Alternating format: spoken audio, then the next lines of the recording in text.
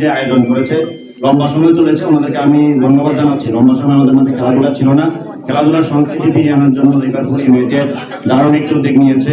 আমরা Fulgazi sports academy গতকালই আমরা এটির আত্মপ্রকাশ করেছি। স্পোর্টস একাডেমির পক্ষ থেকে আমরা লিভারপুল ইউনাইটেড ক্লাবকে আন্তরিক অভিনন্দন জানাচ্ছি এবং ভবিষ্যতেও যদি এটাকে এগিয়ে নেওয়ার জন্য মাদকমুক্ত যুব সমাজ গঠনে লিভারপুল ইউনাইটেড ভবিষ্যতে অন্য কোনো পদক্ষেপ গ্রহণ করে আমরা স্পোর্টস একাডেমি সর্বাত্মক সহযোগিতা করব।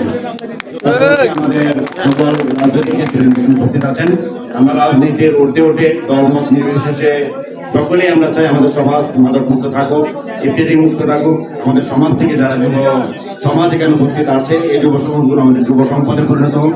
একজাত যুব সম্পদ নিয়ে আমরা আমাদের আগামী বাংলাদেশ গঠনের দৃঢ় প্রতিজ্ঞ। সকলকে এই সুন্দর আয়োজনে অংশগ্রহণ করার জন্য এবং উপভোগ করার জন্য মোবারক ধন্যবাদ জানিয়ে আমি আমার প্রতিষ্ঠান ফুলগাজী ইউনিক ক্লাব এন্ড পক্ষ থেকে ফুলগাজী স্পোর্টস একাডেমির পক্ষ থেকে সবাইকে মোবারকবাদ জানিয়ে আমি শেষ করলাম।